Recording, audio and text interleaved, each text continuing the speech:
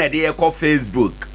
Sompa 90.7 YouTube Sompa TV Omo Ada Roma ena hunu ye ho di yachi kan ye ho na fe jawa dwenkyere ewo ho. Let's get interactive ewo ho enum na bibia enkoso eye emfamayen ena no pay so show no eye fully pack as usual ye be for motivation essence ye de abro ye we motivation no a ye be to aso dan afi enkaibo abawa kwan mu enkaibo na chi ye be kofi kesiem Sompa TV anopa nunsia kasebo ewo ho a ye de ebebro ye wie kasebo na ye beba enkomo pi ewo akire Omampani John Dramani Mahama washa say oye appointment from sector ministers to regional ministers to security appointment and pay yebeko ni nyina mu na yede the countdown to the 60 ministers mark ya ode ema ne ho eno yebehwe na yede edi enkomo anopay yede betoto ne manifesto relative to affirmative action na yede ahwe the trend of appointment no say yehu affirmative action one appointment in mu ana. These are many more issues coming up this morning for review and discussions and pay enyem said amaka no nyame nko na me wo ha ye ne mo enedi dwuma no eya akire wadwen efise wonso oka ho ebi yemfa sidama 21st clinic wo mo sa yade bia yade a ehanipadua mogya mu intini mu ahra won brebo mu ba bia yade ahunta nipadua mu bia wo mo afidie hunta hunu ya etumi hwehwe ehunu eye ba bia yade ahunta na ode ne nyina ebro anopei wo mada Roma ena yede Adea Akye Abia dwumade ma wo eye osom a yesum ewo sompa eso yade som Nkoranza man nkrotu atwa ho ahia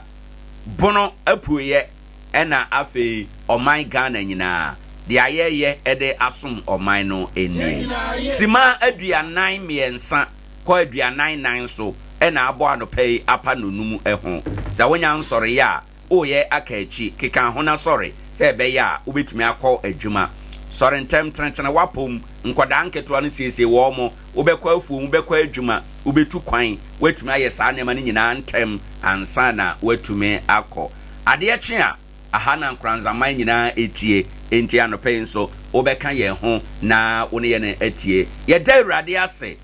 ewo de awaye amayen se wa ma ade mpo akye yen enye ya ho odin o enye ye tenene o enye ya de pa bi a ya ma Awurade ntia eya adom ara kwa ena Awurade de adom yen ama Adea Akye yen enti anope da wonyame ase kokotodwanim kamfo Awurade yi Awurade waye yi ene sen anope da Awurade ase ewo eho eno se be ya bibia ebetumi akọ kama ede amaye makan no awie no ntantam so a yemfa eye anope ya futusem na afutusem no matudin se waiting ana se otwen ne amede eba eni odofo anope mepese me no ekasa kakra bi efa otwen eho brofo no se waiting otwen eye ade a nipa bebre empe otwen eye ade a ne ye enna fom otwen eye ade a edin ede manipa bebre nanso ne a obetimi atwen no onyamfaso pi efiri mu afi 2025 aya shaase eya twen Awurade enkonya Awurade wate ne a obetimi atwen afi 2025 we mu no ade nyina bedi aboa ama awie yie enti anopai eya twen awade no mu twen adwuma no mu twen kuyayo no mu twen adwuma sua no mu twen ade bia won sakitemu a wo ye twen se wanya otwen ama ade bia wo ya untumi enkoduru botaya wo pese uduru eho enti anopai me pese wo te ase se ɔtwɛn ɛso wɔ mfasoɔ ɛtɔ da bi a ɛnneɛma bi a yɛpɛ wɔ abrabom na ɛma yɛ nti no ɛma yɛpere yɛ ho etu anamɔn egya abrabɔ no yɛpere yɛ ho etu anamɔn sɛ yɛn nsa bɛka ɛnneɛma a yɛhia ɛwɔ asetere mu enam sɛ yɛntumi ntwɛn nti no obi tumi de ne pɛ etu mmirika sa abrabɔ no ho ebe wiaseɛ no na akogya no amaninya ebe wiaseɛ no ɔpɛ ne ho anya ntɛm na wɔntumi ntwɛn nti no na ɔde ne ho agye korɔ no bom na ɔde ne ho agye subammɔne mu ebe wiaseɛ na ɔda afiase na mmara agye ne fa ahodie na mmara agye abrabɔ no a ɔyɛ n'adwen sɛ ɔntumi ntwɛn no na mmara agye afiri ne nsam ɔtwɛn yo ɔtwɛn yɛ papa awoɔ kakra a wopɛ nti wontumi nkyɛn awoɔ no nti wonam baabi ani kwan sɛ wonam awoɔ no nti enura ani kwan sɛ wotuo ɛna wotuo ɛnyɛ awoɔ nko aso nti ɛna yɛwareɛ sɛ wo ma wo no wakora wodi adanseɛ sɛ abɔfra subare de ebi ni fie ha ɛyɛ nɔkorɛ wantumi antwɛn ɛnyɛ awoɔ nko na manipa yɛyɛ o adwuma mu twɛn kakra sɛ wanya ɔtwɛn a unnuru obotae a wopɛ sɛ wokɔ ho no enti anɔpa yi masɛm a mede ma nyinaa ne sɛ twɛn kakra waiting ne yɛ nafɔm ade a yɛfrɛ ne sɛ ɔtwɛn ɛden paa wani da bibi iye da bɛn na ade bɛba da bɛn na bosome bɛso da bɛn na we bɛ afe bɛba da bɛn na mfie mienu bɛba sɛ wanya ɔtwɛn a untumi nsom ɛne de Isaiah nwoma no eti aduasa nkyekyɛmu ɔtwe no du ɔtwe no se na enti Awurade twɛn ansa na wadom mo na ɛno nti na ɔma ne ho soɔ ansa na wahumummɔbɔ Awurade ɔtwɛn ansa ɛnɛ awoyɛ anamede yɛ mfa nto ho yi ebia saa bere kura no ka wanyinsɛn na wawo a ana wanyinsɛn a wokɔ awo so ebia wo mma biem ɔtwɛn yo ɔtwɛn yɛ enti ɛtɔ da bi a ɛyɛ atwɛn nya abotre na twɛn Moses ɛtwɛn yɛ Jesus ɛtwɛn yɛ Abraham ɛtwɛn yɛ ɛyɛ awo nso nya abotre na twɛn na ɔtwɛn ɛso ɛwɔ mfasoɔ nipa bebre a wantumi antwɛn na ɔpere abrabɔ mu no ɛnɛ abrabɔ akɔ atia saafoɔ no ama nɛ wabɛyɛ adikan bedi akyire ɔtwɛn ho mfasoɔ ɔtwɛn ho mfasoɔ obi a ɔyɛ n'adwen sɛ yɛse abrabɔ mu ukɔ sukuu wonom cigarette wonom ahabambɔni ebia ɛno na bie wadwene ma usua adeɛ na ɔde n'ani ne ne werɛ nyinaa kɔhyɛ ahaban no mu no ɛnɛ exams no wa faili ene ahaban na bɔ ne dam ene wantumi antwɛn ansua deɛ sɛ de obi asua na ɔyɛ n'adwen sɛ ɔpɛ bibi a ɛbɛboa no ama watumi asua deɛ akɔ nkan nti no wantumi antwɛn ne abrabɔ asansa nipa no ho wayɛ kwasampani ɔtwɛn ɛho wɔ mfasoɔ Awurade twɛn ansa wadom mo enti mesrɛw anɔpɛ yi adeɛ nyinaa mu twɛn ɛnyɛ nneɛma a wotie nyinaa na ɛyɛ wabodwo enso twɛn adwuma no mu twɛn ansa na wagyae akwantuo no twɛn ansa awadeɛ no twɛn ansa adeɛ bi a woyɛ nya ɔtwɛn na ɔtwɛn yɛ adeɛ a ne yɛ deɛ den nanso de obetumi atwɛn no Awurade ɛbɛboa no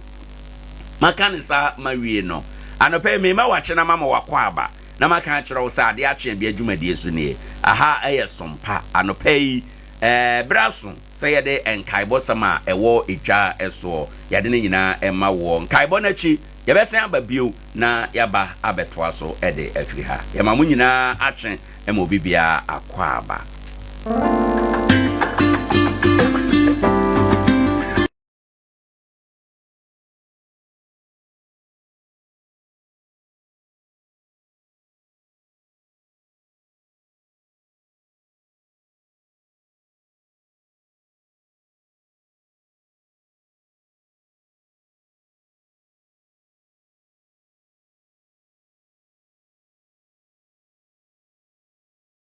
Bobraso ma memfem waso ne obre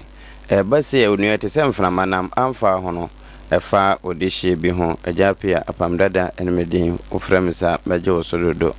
anopei yewura Emmanuel Adugye mfia ne ni se kwabena wusu odimfinhye duosonnum bamowo edenensa kanentoma danbra na abusuan kan bi nhye mu na nyame de kyenya adekye ya bosome de etoso dedu ena nwotwe ena womo eyi no de natompam ama abusua yonkofo ne agyamfo nyina hwe nani achi de twato ede akra wawi akwakura no waye yie ede akatenachi na woye kokofu ede hye tinanadoma kunkatia otoso miensa woni kokofu hene na na mo jareba fo otoso mienu ye jase hene Nkoranza na nanya akwa babio kokofu ade hye busua ne pani na na asakodom Nkoranza wo so do hene wo jase busua pani afi na na kwabena he sesase hene wone sesase abusua pani kwabena Kwame Daniel Wolende no ba pani adwakra wo sesase hema loya kofi idisa yebra abusua pani oba pani Akye de Nkoranza na wote one oba pani ya bobi oba pani abna kwabena wonko aben na nama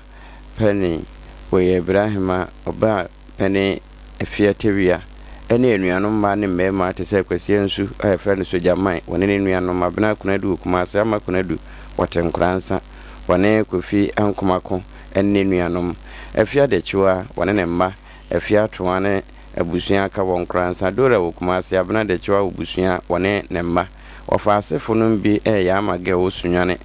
tewia awo tewia agrochemicals wone ne enuanom akosu echa ene ne mma wone mo mempa asem kojofosu nana ya Amsterdam na ya wo na Akye onyina wo Amsterdam brochimamu afi kwasi fosu obejo brochimamu ya Paulina wonne nuanom akwasi se ene ne seje ne Nkoranza na wonyina ate ma ni su ebu onkon a wo magya firi magya wono jamfia Isaac osunwane Josephine aje ye frana ma meju Nkoranza na wote Rahel ampofua tete kare din hukumase no wo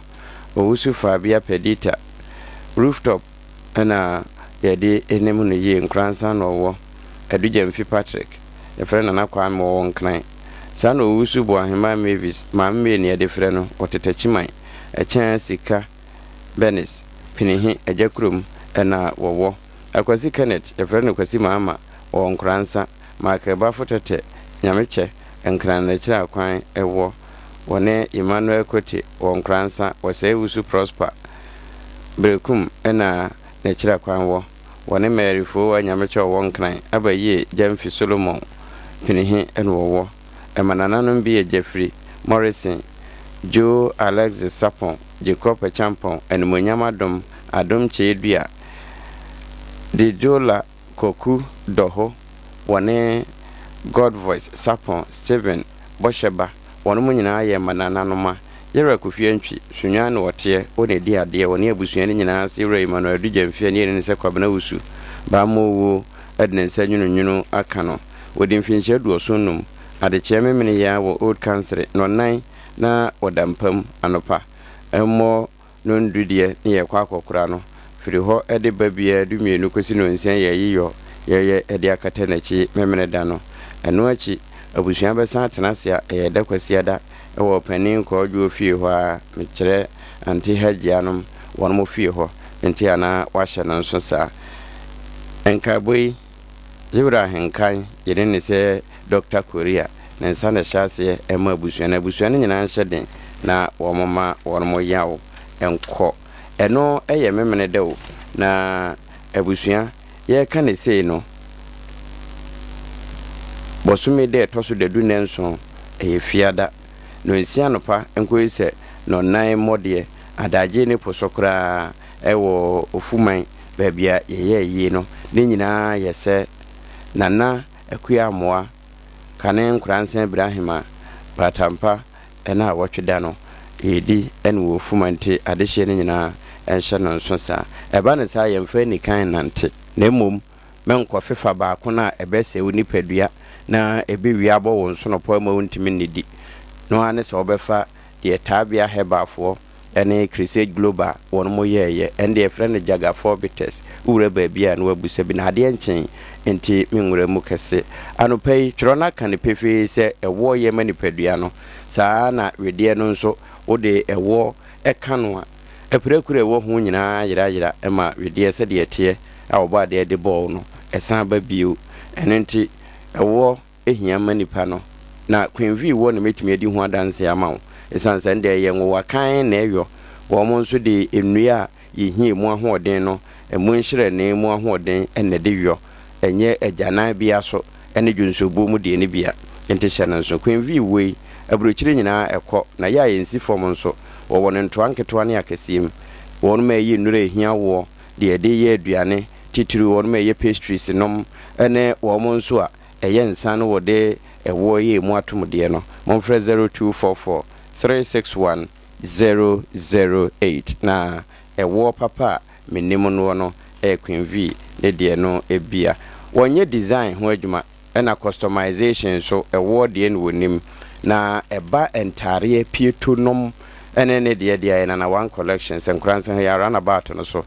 na wonse kan wo uhia coat nom socks ana singlet jeans skirt ana trouser ene nika hona wo so do wani kire wonu me petit shirt dudu maton wonu me pese o print bie ne nyina no Lacoste round neck and V-neck na one collection the design the customization work no edamufua wasemen kan cho se Jason wotimi de wo foni ene udin nyina ebom emeyeye saa na dwumadi bia nso a opese enche eho afade a epese yeyo no ne nyina na wan eye ho adwuma ema ne mema de afi eche ne mpaboa ne nyina wohia na wahwehwe no wonu mepebie tu aton adi so mfaso wonu friend was 0532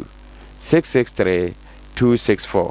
0532 663 264 uhia baako ana emu akwankyere bi adwuma bi na apese audition nsa we delivery service nso 0543 889 209 wonena na one collection eni enkomo anopai se wo na saa ade bedi wonsam a wobetumi aye nyame so ade ampa ewo nokrem na etimi bie wo ye die kwan na no ebi ba commercial bank be yi sika ya ye adwuma sika na enye sika wa ene se wo sesen aboabo ne nyina no akyekyerekyekere ne boaboa no ebi sheparate mu na ba bi odisi ya wo hyehye no wo hyehye na ne wire firi wo je bi ho enti akire wo firi ho kura akoi wono mo ekobo akire no hu se da bi ebi aka a wo hwehwe na mmom wo kae se wo disi moto ana se sakre no so ho na wo package ye obeduro na sa moto no ana sakre ni ho ebi ana wo na afumba be pie ho ana se wona moto ana sakre wura oba ye sika botene te se eda so enyenya me na ehira wo na watode ama nyanya na nanom abosom na dia bere wo enenti onua eno ane se obeforo so mpafie ana commercial bank wo bekwa akobo amane se me na mba ya na sika shaparate mu na eda me moto so ana me sakre so no eno timi bi wo ye die kwan na ema nyame nso eji wudi ampa se ne honhoma atiwo mu no wode aye na pede wode eye wo afre 0545 005 592 0545 005 592 anasa fako commercial fufuro timetare enye de owe anadan yetu akamu ne bia afi wo ye home decoration ankasa any room designing ye fere bibi andre work eno fako hye nensa na akobusa no no wonkyere omu pa ema hu sede etie Nkoranza ha hwehwe na kyira kwan ewo alaji sembo temple na ekwa asusu no baby asiti cottage wo no ne hwe ni mu na benya no eho ye estate market hwa na Tony Deco trending trending mom 0245 232 160 0539 628 289 and 0558 129 499 Tony Deco trend bibia efa decoration ho de wono na de quality product no eyo anopei oba na obeko school wo ko school a ne da achenti mo nsha se mfiri baby a ne daakye ɛbɛyɛ akɔnɔ yɛsɛ aburo no ɛbɛbɔ akɛse a ɛfiri ne mfifiri yam ɛno nti Kwebis Educational Complex sɛ menka nkyerɛ Nkoranza new magazine hɔ a tɛkyima akwan so wokɔ a ɛyɛ obenkum woba nso a onifa ɛna nsa bɛka no wɔ course bɛn ɛna senior high wopɛ sɛ ɔkɔyɔ general arts anaasɛ business home economics science akyɛkyɛfo enim de no wabɛn paa no ɛwɔ hɔ a yɛma watwerɛ apase yi asɛm bia ma ho na wobɛtumi akɔsua pɔn bia nso a wopɛ afei wɔno mu a wawofo agye transfer aba beduru mpɔtam ha na mopɛ baabi ɛde mo mma na akɔ sukuu no mo nyina mfo mo ne nkyerɛ Kwebis Educational Complex na Kwebis ayɛ kana asɛmi nkura ntɔtɔfe wɔ nyina wɔfa wɔn tete wɔn enti sɛ afei na akura na ahyɛ aseɛ ba bɛte kasa ma ne nkosua atenni ne mom ma wɔnkosua adepa ya ɛyɛ nyamesuro entete pa wa kyekyefuo num no yɛmfa nnu ya nkɔda no mu Kwebis Educational Complex na meka na asɛmi no wɔse Center of Knowledge no ɛyɛ wɔn mo ha wɔn me befire kyirikyiri aba nso wodaada esan sɛ wɔ hostel facilities a yɛde ɛsom wɔn na wei nso deɛ kura wontua kapre ɛnyɛ baabia na abenya no library computer laboratory yɛwɔ ni nyina kade a yɛde sua deɛ no yɛhɔ yɛwɔ ni nyina bi na yɛboɔ nso ɛne free no edin sɛ frɛ yɛn 0248 876 028 0248 876 028 0553 959 997 0553 959 997 na wone Kwebis Educational Complex enin komo yekofa no nsia kasebo afiri Sompa TV ewia ene ya we ma ni ya Adea Akye Abia nsem ewom mfa no pay memo mache na mema mo amo ema wo ekodonto na momo nkai bo dwatonde hu dawuro fafro Sompa 2025 ye ba abeboa ama won so uyedie ne pono abie anopa ya mo ache amo akwaba oye energy expert ora Samson Adai ena de kokobo e de Ghana fo ne mpanifo ne anoduru bu mu sese de ne mekeka kro no se anwe yi a ena kakra bi a yedi animu no e yade afan wo bo ye nya bi o ene yedi agu ye ne memu kra se petrol de ani obe hu ana line wan logo gallon ene de asesa line no ayepe ebienom o kasai Dr. Reverend Opon ya oni chief executive officer de ma chamber no ena wo hyese animanimu no ano wo mo keke yan ho no mo ma meboa sanse sentuo oye refinery no ano so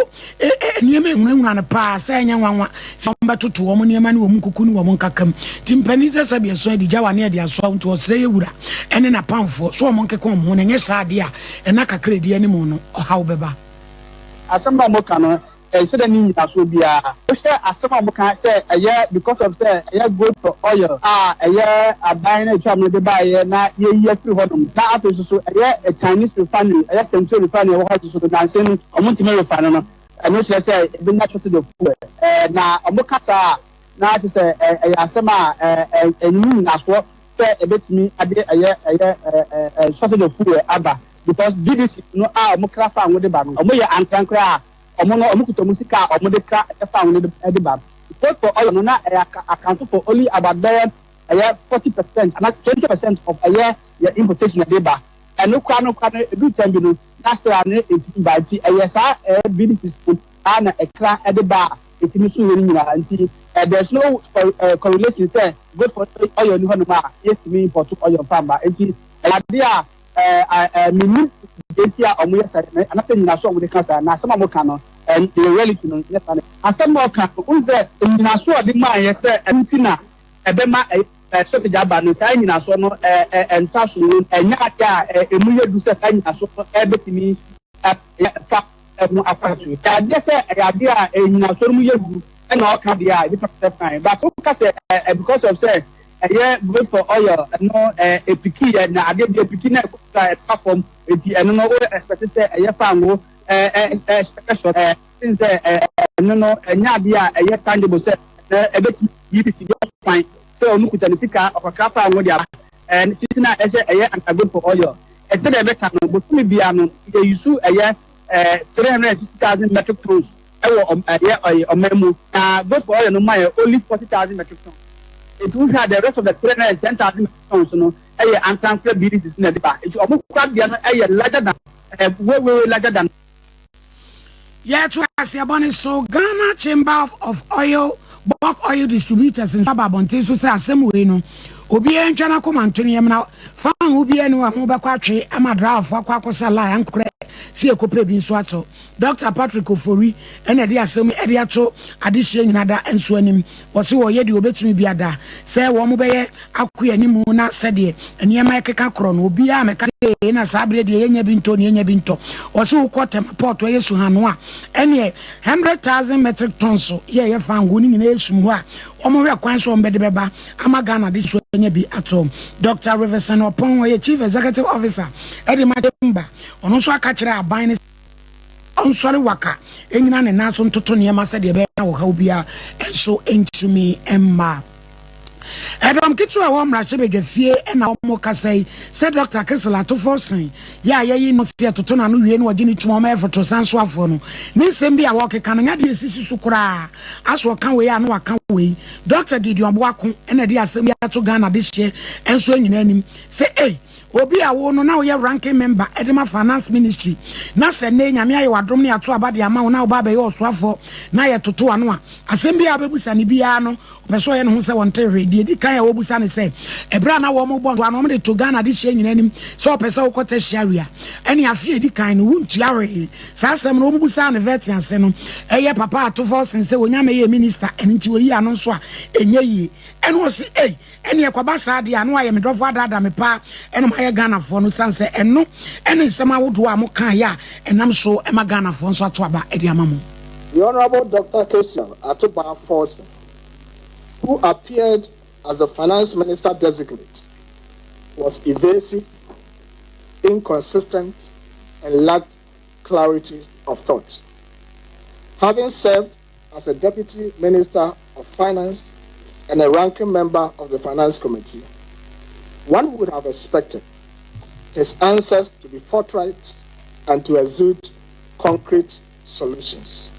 For instance, on the specific matter of whether the government would cater for the first year tuition fees or academic facility user fees of tertiary students as promised, we found the minister designate's response highly disappointing. How can a finance minister designate look into the faces of parents, young Ghanaian students, and say that because he's not yet the minister, he cannot answer whether the pledge by President Mahama to pay for their fees will be honored? This is a clear way of telling our tertiary students that the NDC party just deceived them for their votes. When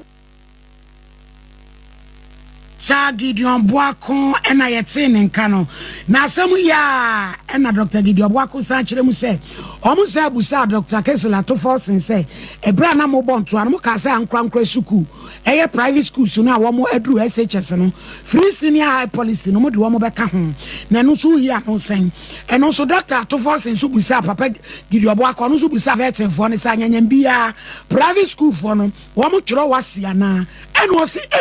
nana munim so wo mo kiro wase because his excellency John Dramani my bra wo bonto ano wo boa private schools fo mpani fo na no de to wo manim se se eto abama no be ye mampani pe wo mo so ye Ghana de hye ti ade a wo mo so nkwada no free SHS policy no eso wo mo so nya bie ti za fe wo bebu sa se wo mo kiro wase de e mera na mo hye bo no na munim se wo mo kiro wase eno so ni kire mu ni. When asked about the free senior high school program and whether it will be extended to private schools as indicated in the NDC manifesto, the minister designate, in a very dismissive manner, asked whether those private schools write WASSCE, that is the West Africa Senior Secondary School Certificate Examination. First, it was shocking to observe the minister designate feign ignorance of the fact that there are many private senior high schools that write WASSCE. We can all recall that during the election campaign, President Mahama met the leadership of the private senior high schools and promised to include private schools in the free senior high school program. If President Mahama and the NDC knew that no private senior high school right was safe, why did they promise to include them in the free senior high school program? For the information of the minister and President Mahama, there are private schools in Ghana that right was safe, and they are anxiously waiting to be included in the free senior high school program. What is the finance minister designate waiting for? Was this not their campaign promise? What informed the promise? Didn't they do the numbers first? In the case of the free senior high school, is the minister designate saying that only schools writing WASI are required for the free senior high school program? With respect to tertiary students, the number of students in our tertiary schools is a public record, and an estimate ought to have been known with the promise. On behalf of our sons, daughters, nephews, and nieces, we wish to remind the government that these students will be entering. Any anyasam kitwa sunyane ne mpata mu wotie kugeta abrakwa no mutum se wura ne ne ntinum ene wo mpa butai ne se eniyema bi afa kwambone so na akodi di abandada no wonom nkrofo nsem no wo gini nyina de am oman no enam so menura NPP mrabedwafo a wonu gina mu se dom kitwa no wa friends ntwefo nhia mu owura John Dakon wono ene ono eye mrabedwani ma de hye wo so amekumase ene wo kasa ise sa alright team no ayate no emremu no wo mu ni emre bia e ba ki wo mu e ma wo mu kwan ti enwura nkrofo fie mu tebusa wo mu nsem e da wo timu nya ne asase a wo to ye wunya ne nti obi bia da wo right team no be from ka kire wo mu prenye se premfasa wo ma wo wasem wo fa nko gina koto na kasa nto ne nsam femfrɛ owura John Dakon to ato ane nsem so ka se ensase a wo mu kansa abandada fu atoten wo mu a NDC fo no hwe obi agire nka no ho ana wo mu tete cantonment ho ana wo mu tete export hill ho e ho ana wo mu tete enti we no ye kwan dia John Dakon se aban no Adea si wo se wo ba betata abandada ne mu adwumayefo ne wo no majapade bia wo mu nya enti ti eto nsafre wa menko wo mu fa nko court is to boycott any invitation from the other team.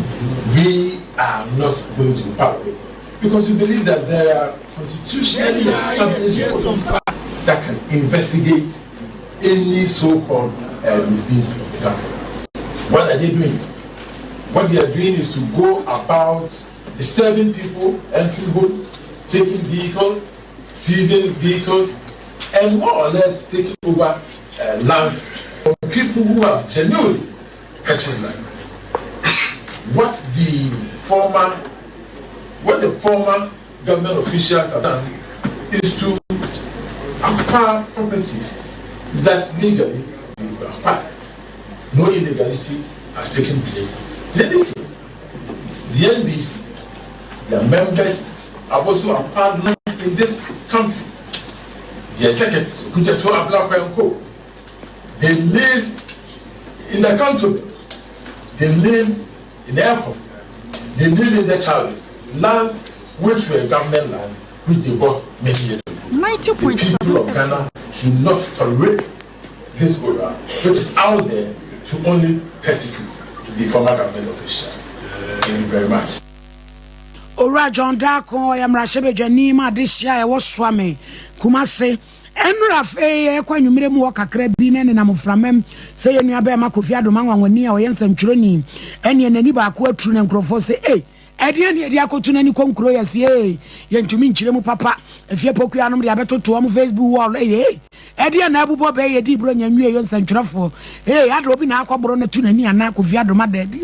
afedi akwa nwumire ne nchechemu ne ba se wakwa ye bi wodoma eno ebono emantam no emu na se de ye anananom ye no no ye bi na ya de hia na ne atubran po na ne namu enu bia ene ye sija metuo bi ekasa ya na kofi nso afen wo hyehyɛ ne niam ene nyame ankofa fia nani o so ya sa bredi akoye bibie wo ho ye se ye kasa ba bia ogina no ene aka wo nyankopɔn a ye bɔ mpa ise nani no onyame be na drom na enu nso bekomu watumi ade ne ho krakrakra na sa akase eboyi no ye gusale ne de akire se de betofom bia be ma de hye nso ensa kan ye bɔ mpa ye sere wotumfo no ada se we de ye sere no nya ado ba bia ye nua be ma wo bia ohun no mobo no mfa ne nsanka no mfa ne nom ye biom na kofi wo bɔ adwuma pa de boa wo man no ene ewia nso nyina de hyema eso ena mijana no pano si abrem kase bo asante bo Benedict tamufo pani so ne sokroje ma me de kedim be kwa kogina court nyina da we yi atu egu aka papa na mma be transe so egu wa saudi amama no me de esie abofo eku kwa Veronica Jando sada ena no pe akosa so mu asodela obetra fidie na chinchinchim furuma ne so de ma ye MMCR fo enso ko metiko ebetena mu edwa mu ede ema mu ano pei okinka fo ye me ohinini ama krancha da zo so ma mi premeni asante maje me atomu ama me de foforo ba pa mesa adehia mo ba TikTok no so onyame nhyira mu biem so maje bre ewiase ba bi krafe na abo ahomache donko nanso mu gina mu a ya Sompanie enyumunie, sompanie kasia bonie, sompanie osompapanie, sompanie radio nie. Yaba, sompa.